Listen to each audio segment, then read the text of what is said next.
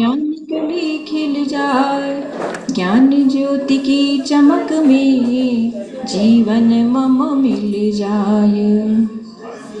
जय बोलिए भारत गौरव दिव्य शक्ति साक्षात सरस्वती स्वरूपा प्रातः स्मरणीय परम पूज्य गण्य प्रमुख आर्यिका शिरोमणि श्री ज्ञानमती माता जी की जय। उनके पद चिन्हों का सदैव अनुसरण करने वाली परम पूज्य महान विदुषी प्रज्ञा शमनी आर्यिका रत्न श्री चंदनामती माता जी की जय। बंधुओं, कल थोड़ी सी डिटेल्स अपनी जानी थी 3 लोक के विषय में।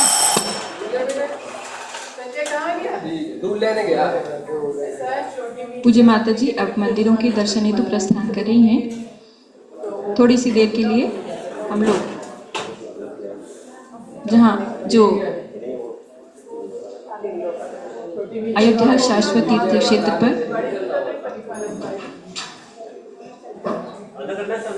इंद्रध्वज महामंडल विधान चल रहा है, उसके जो भी प्रतिभागी हैं, जो उसमें भाग लेने के लिए श्रद्धालु महानुभाव आए हैं, उन सब के लिए मिल बैठकर हम लोग चर्चा कर रहे हैं कि कहाँ पर कौन से पर्वत हैं, कहाँ पर कौन से मंदिर हैं, कहाँ पर कौन से जिनालय हैं जिनकी की हम अर्चना करते हैं। तो उसके लिए हमको जैन भूगोल की थोड़ी सी दृष्टि आवश्यक है। हमारा कंसेप्ट्स क्लियर हो, हमारे सारे कंसेप्ट्स क्लियर हों, हमको स्पष्टता हो कि हम कहाँ जाकर किनकी पूजा करते हैं। तो ये बात करने के लिए यहाँ पर हम सब मिलके बैठे हैं। आप एक बार स्क्रीन की ओर देख लीजिएगा। कल अपनी बात हुई थी कि जो असीमित अनंत अलोकाकाश है, उसके मध्य में लोकाकाश है। तो प्रश्न मन में आना चाहिए कि ये जो लोकाकाश है उसको किसी ने कैसे बनाया? ईंटों से तो बनाया ना, ये तो हमको सबको पता है। ना उसमें ब्रिक्स हैं, ना कोई सीमेंट है, ना कोई चूना, कुछ भी नहीं है, लेकिन फिर भी वो आकार हमेशा ऐसा ही रहता है। तो कोई कारण होना चाहिए जिसकी वजह से वो आकार वैसा का वैसा बना रहे। देखिए, आप लोग देख रहे हैं ना, नीले रंग का जो चित्र है वो आप देख रहे हैं। तो ये आकार इसलिए ऐसा बना रहता है कि इस 3 लोक की रचना के परितः चारों तरफ 3 वात वलय का मतलब है सघन वायु, डेंस एयर। तो ऐसे 3 प्रकार की डेंस एयर जो इसको परिवेष्टित करके रहती। कल वाला चित्र दिखा दीजिए बहन जी। कल जो चित्र था उसके अंदर वो जो है पूरे की तरह अच्छे से दिखाए गए हैं। तो वो जो चित्र है उसमें देखेंगे आप कि जो 3 लोक की रचना है उसके चारों तरफ डेंस एयर हैं, जिनका नाम है घन वात वलय, घनोदधि वात वलय और तनु वात वलय। ऐसे ये 3 वात वलय हैं। 3 वात वलय के आधार से ये जो 3 लोक की रचना है वो हमेशा इसी आकार की बनी रहती है, कभी आगे पीछे ऊपर नीचे नहीं होती, हमेशा वो स्टेबलाइज्ड बनी रहती है।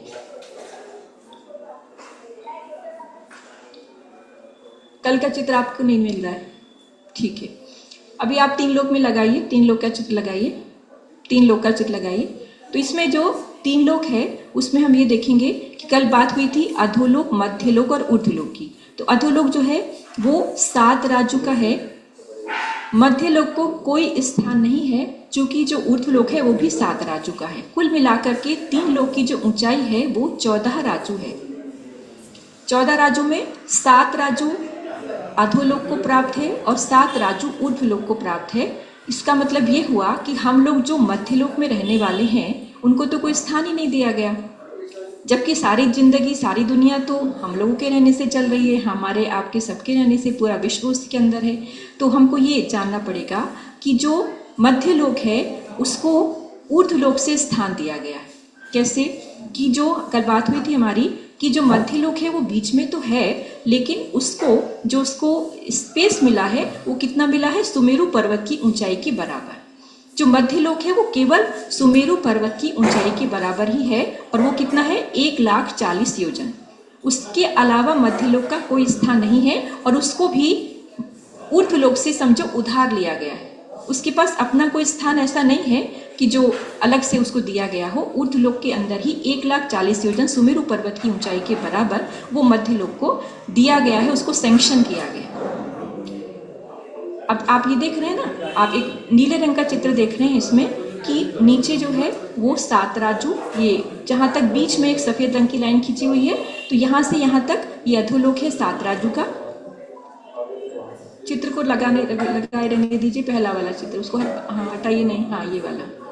इसमें जो है ये नीचे जो है वो नीचे से लेके बीच तक जो है 7 राजू है, और बीच से लेकर ऊपर तक 7 राजू है।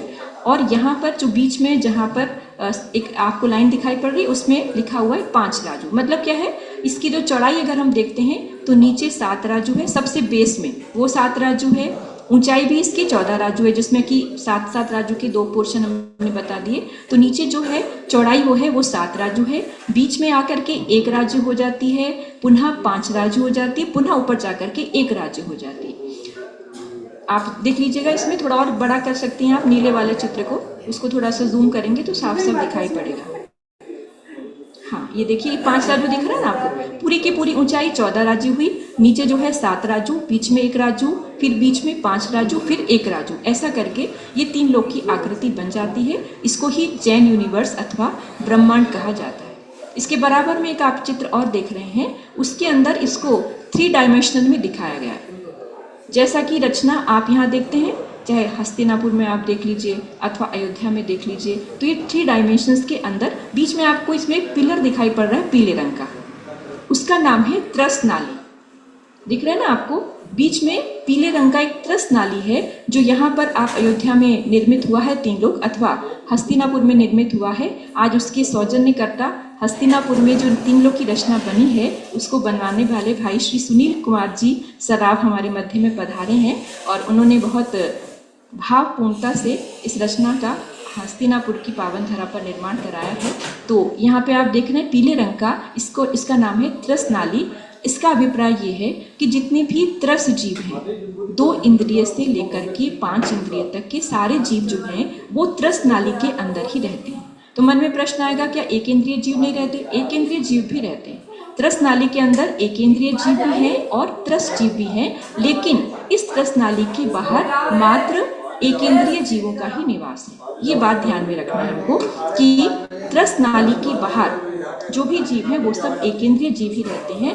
त्रस नाली में ही सारे त्रस जीव रहते हैं, चाहे वो मनुष्य हो, चाहे वो नारकी हो, चाहे वो देव हो, चाहे वो पशु हो, तिर्यंश हो, जो भी हो, वो सब के सब जो है त्रस नाली के अंदर ही रहते हैं, अपने अपने स्थान पर। नीचे जो होंगे वो नारकी रहेंगे, बीच में मनुष्य और जो भी पशु वगैरह जो भी हैं तिर्यंश वो रहेंगे, और उसके बाद ऊपर में देवता लोग रहेंगे। तो ये रचना यहाँ पर हमने थोड़ी थोड़ी बात कर ली। इसमें ये बताया कि 3 बाद वाले के आधार से ये पूरा का पूरा जो है वो हमेशा अवस्थित रहता है। अब आप आएंगे जम्बूद्वीप की तरफ, उसमें दूसरा चित्र लगा दीजिए, इसका नेक्स्ट चित्र लगाइए। इसमें आपको ये दिखाई पड़ रहा है, हाँ। अब हमको जानना है कि जो जम्बूद्वीप है, प्रथम द्वीप है, उसके बारे में हम बात करते हैं। तो आप ये जानेंगे कि जम्बूद्वीप है, कल पता याद आया था आपको कि बीच में सुमेरु पर्वत है और उसके चारों तरफ वो जो है वो जम्बूद्वीप है, पहला द्वीप जिसका नाम है। तो ये जो सुमेरु पर्वत है उसकी रचना अभी आपको चित्र में दिखाई पड़ेगी। तो ये जो है पूरा का पूरा जम्बूद्वीप, बीच में सुमेरु पर्वत, उसको जो है 6 पर्वत हैं, 6 पर्वत जो कि जम्बूद्वीप के अंदर। हाँ ये तो एक सुमेरु पर्वत की रचना आप देख लीजिए एक बार, उसको थोड़ा जूम कर दीजिए। सुमेरु पर्वत की रचना है, देखिए इसमें, हाँ और थोड़ा पास लाइए, देखिए इसके अंदर ये देखेंगे सबसे नीचे एक पर्वत का आकृति आपको दिख रही है, सबसे नीचे भद्रसाल वन है, चलते ना नीचे देखिए भद्रसाल वन है। आज आपने पूछा करी, इसीलिए इसको देख रहे हैं कि सुमेरु पर्वत के जो बेस है उसके अंदर भद्रसाल वन है। भद्रसाल वन में क्या है कि चारों दिशाओं के अंदर 4 उसमें पूर्व दिशा के अंदर, दक्षिण दिशा में, पश्चिम दिशा में और उत्तर दिशा में ऐसे 4 जिनालय होते हैं। मतलब जहाँ पर कि 108 प्रतिमाएं रहती हैं, अकृत्रिम जिनालय होते हैं वो। तो ये तो आपको एक मतलब आकृति दिखाई गई है, ऐसा है नहीं, वहाँ का फोटो नहीं है, ये खाली अपने मन की कल्पना है कि इस प्रकार का होता होगा, लेकिन सब हम तो देख सकते नहीं है, हम कल्पना कर सकते हैं। तो नीचे भद्रसाल वन है, उसके ऊपर देखिए आपको लिखा नीचे ही पड़ा ना, और ऊपर बढ़ाते जाइए 500 योजन उसके बीच की दूरी है। भद्रसाल वन हुआ, उसके ऊपर जाकर के 500 योजन ऊपर जाकर के कौन सा पर्वत है देखिए आप, नंदन वन है, उसके ऊपर 62,500 योजन ऊपर जाकर के सोमनस वन है, और फिर उसके बाद ऊपर पांडुप वन है। ऐसे ये 4 वन है। नीचे भद्रसाल वन, फिर कौन सा वन है, नंदन वन, फिर सोमनस वन, और फिर उसके ऊपर पांडुप वन। इसमें सब जो है ना, ये क्या है, ये रचनाएं सब, यद्यपि मनुष्य वहाँ तक गमन कर सकते हैं, जो रिद्धिधारी मुनिराज हैं वो तो वहाँ पर जाते भी हैं। और आपने सुना होगा अंजन जोड़ की कथा में कि वहाँ जाकर के उसने बोनी सेठ के पास पहुँच जाते हैं, जहाँ पर वो वहाँ पर ध्यान करे, तो जाते हैं, मनुष्य भी जाते हैं। लेकिन आज के समय में संभव, हम और आप नहीं जा सकते, लेकिन ये रचनाओं में जब रिद्धियाँ भी रहती थी, विद्याधर तो जा सकते हैं, अभी है, विद्यमान है। ये रचनाएं अनादि निधन है, इनको कोई नहीं। मनुष्य तो वहाँ पर जैसे ना क्षेत्र के अनुसार, जहाँ विदेश क्षेत्र में जो रहते हैं अभी भी रहते हैं, मनुष्य तो वहाँ पर मानना ही पड़ेगा, है ही है, उसमें कोई बात ही नहीं। अब आगे देख लीजिए इसमें कि नीचे भद्रसाल वन हुआ, नंदन वन हुआ, सोमनस वन हुआ, पांडुप वन हुआ। तो ये जो है, इसमें आपने पूजा कर ली नीचे भद्रसाल वन में, फिर नंदन वन में जाकर के, सोमनस वन में और पांडुप वन में जाकर आपने पूजा की। तो अब हम आते हैं, एक और चित्र होगा आपके पास, आगे दिखाइएगा। तो उसमें क्या है, हम ये देखेंगे कि जो जम्बू द्वीप है उसको 6 पर्वतों के द्वारा वो कितने भागों में, 7 क्षेत्रों में बट गया है। दिखाइए, एक मैंने लाइन, हाँ ये भी है, इसके अलावा भी और दिखाइए। सब चित्र एक बार दिखा दीजिए ताकि ध्यान में रहे कौन कौन। हाँ ये देखिए, इसको थोड़ा सा वैसे करिए आप, थोड़ा सा हल्का है, ये डायरी से लिया गया है, इसको सीधा कर सकते हैं।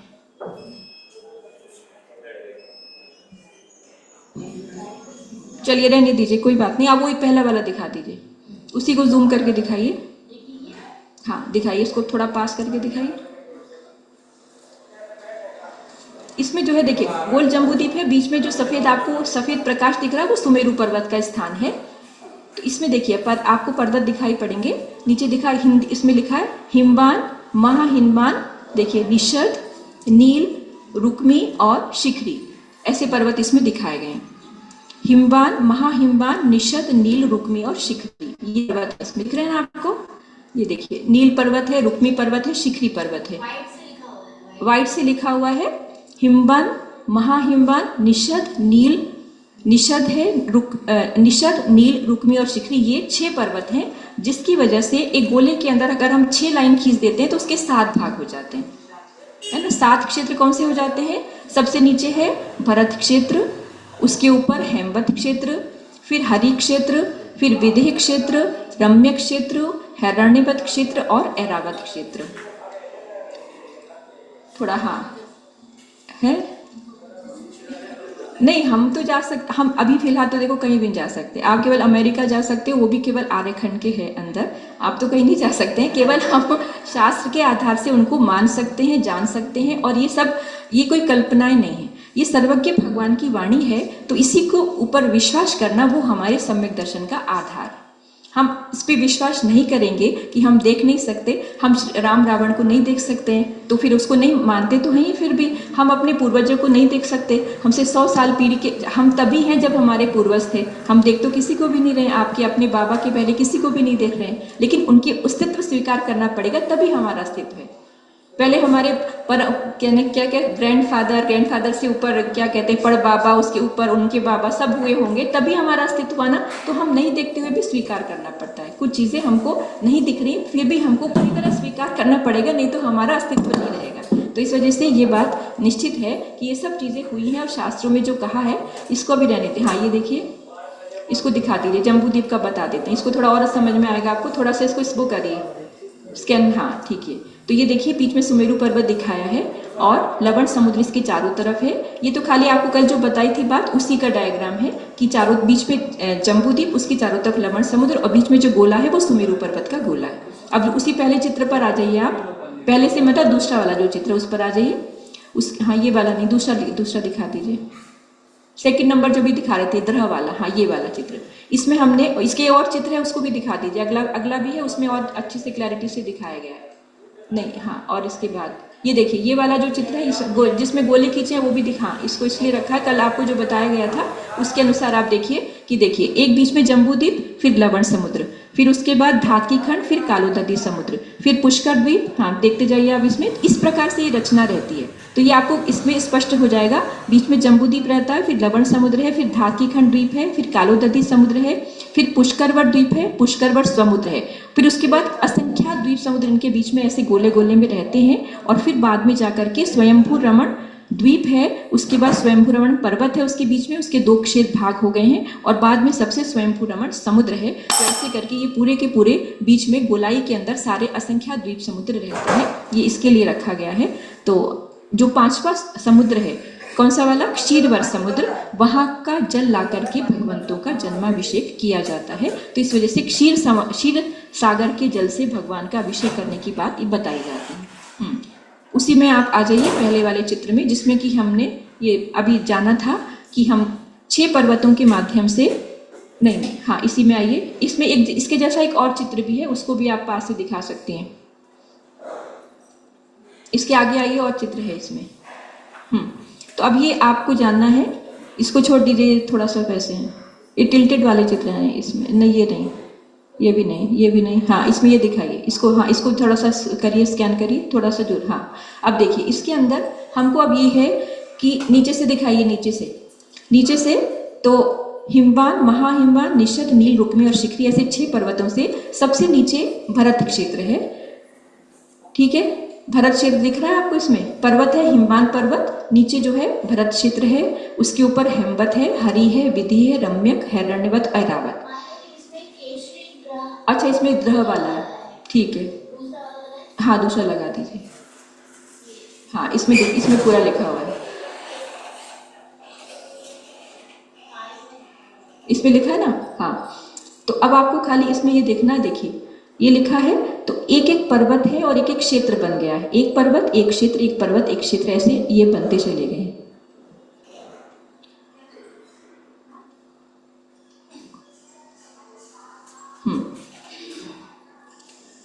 तो अब हाँ देखिए, इसमें डिटेल्स तो बहुत सारी हैं, लेकिन हमारे काम की जो चीज़ है, जितनी आपको याद रह सके उतना आपको जानना है, ताकि बहुत कंफ्यूजन नहीं हो जाएगा। तो पहले जो है, एक हिमवान पर्वत जो रहता है, उसकी वजह से एक नीचे का क्षेत्र बन जाता है, जिसको कि भरत क्षेत्र कहते हैं। उस भरत क्षेत्र के अंदर क्या है कि उसी में हम सब लोग रहते हैं। उस भरत क्षेत्र के भी 6 खंड हो गए। ठीक है, वो जो भरत क्षेत्र है उसके 6 खंड हो गए हैं, जिसमें से एक आर्यखंड है और 5 म्लेच्छ खंड है। उसके अंदर ये जो है, उसमें नदियां रहती हैं और विजयात पर्वत रहता है बीच में, तो उसकी वजह से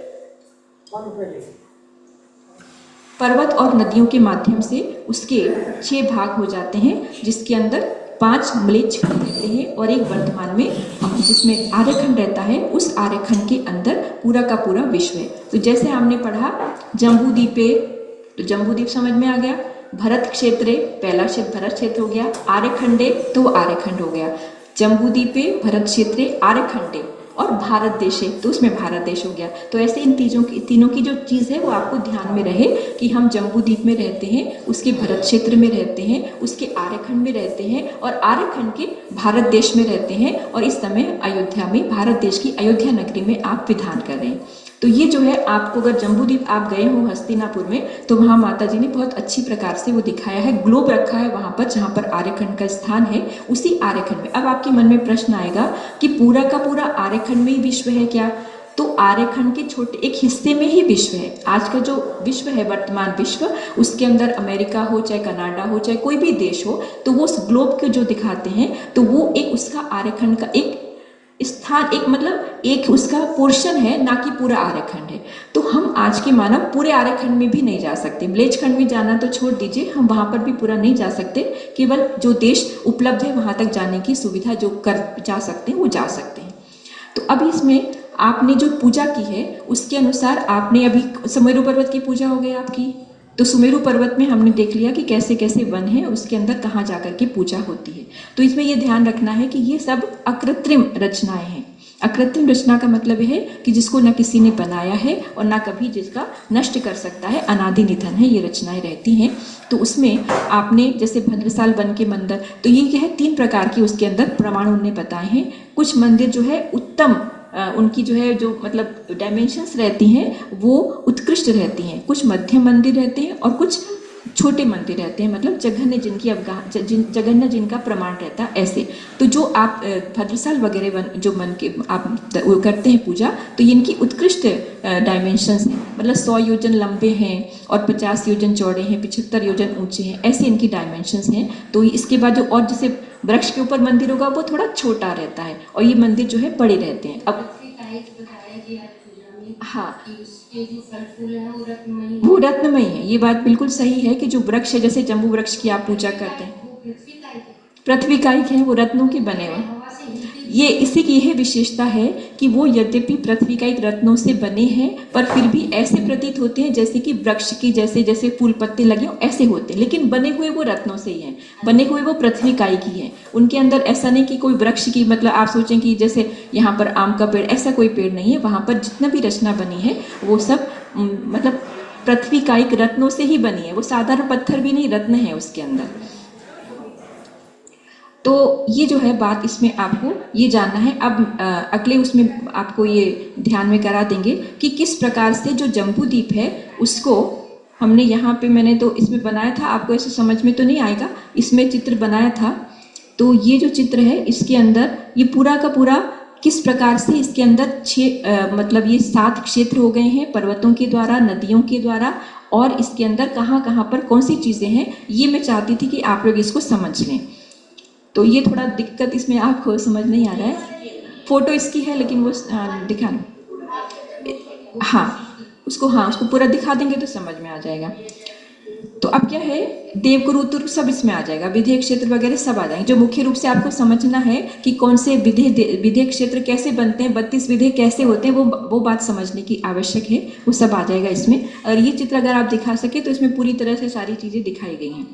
हाँ, इसको अगर एक बार टिल्ट कर दीजिए आप तो आ जाएगा।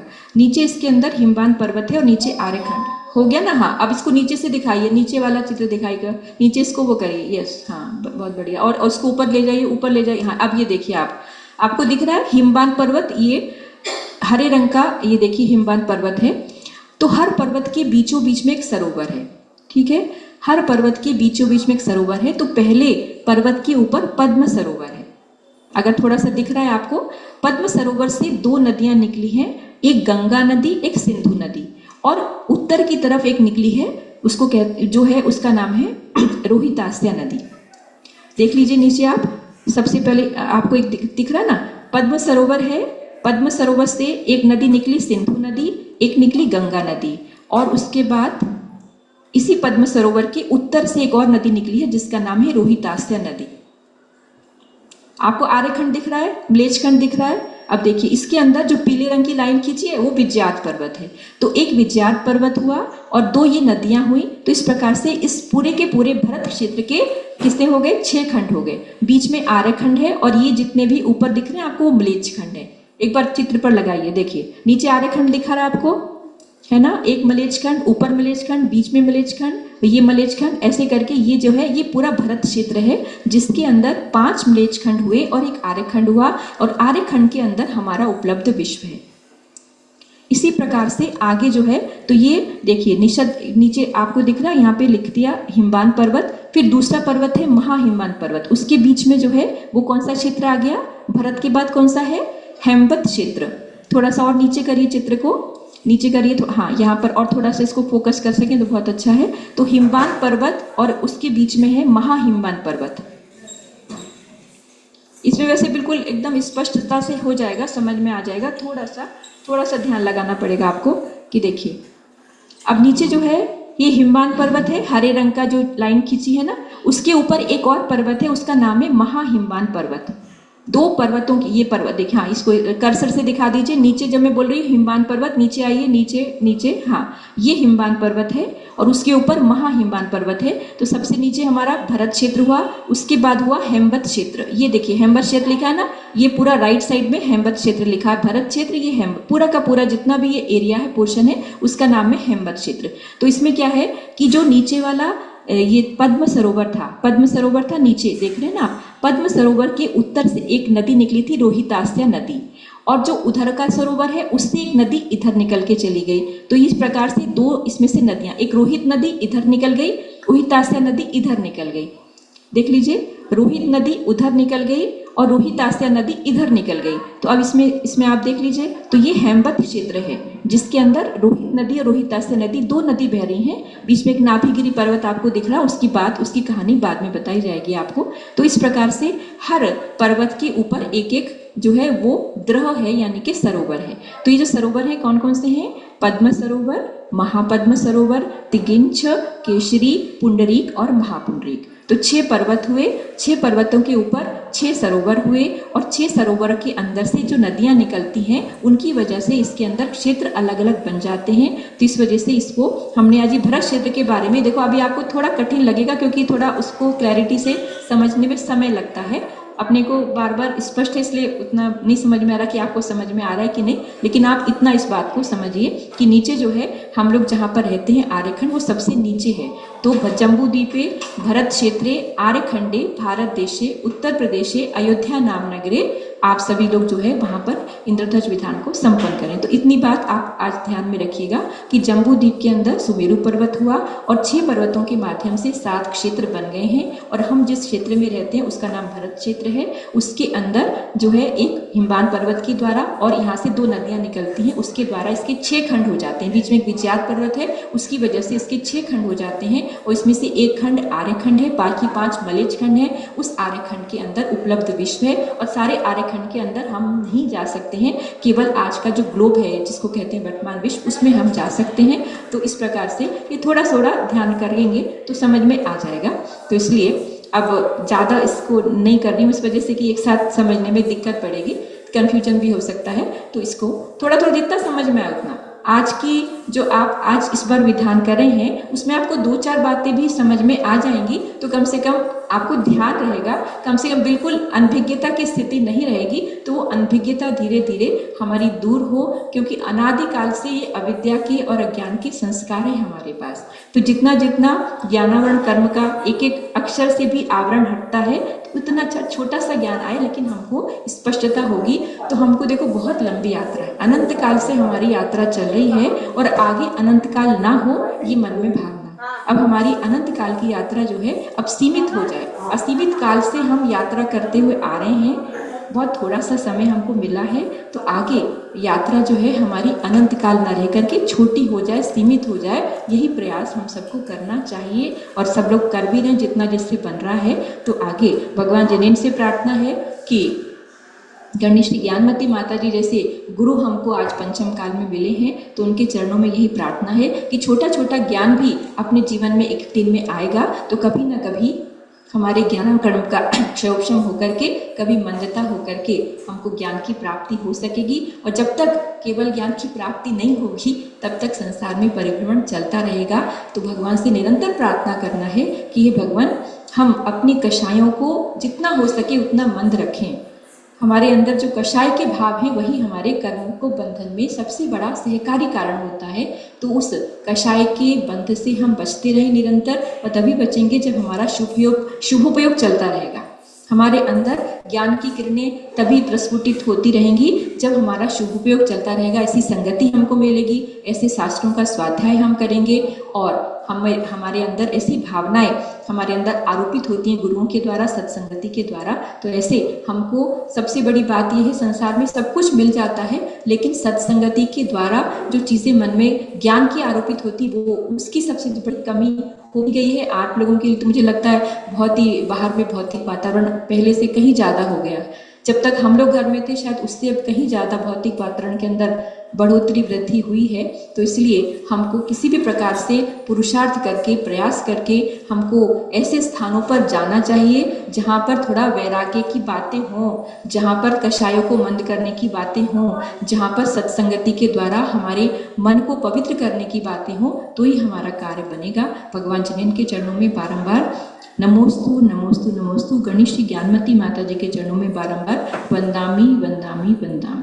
जय बोलो देवादिदेव 1000 श्री ऋषभ देव भगवान की जय। गण्य प्रमुख आर्यका श्रोमणी श्री ज्ञानमती माता जी की जय। प्रज्ञा शमनी आर्यका ऋषि चंदनामती माता जी की जय। जूम पर उपस्थित सभी लोगों से कहना है, शाम को 7 बजे आप प्रतिदिन जुड़ते हैं, मंगल आरती में भाग लीजिए और अपने सायंकाल को सार्थक कीजिए। है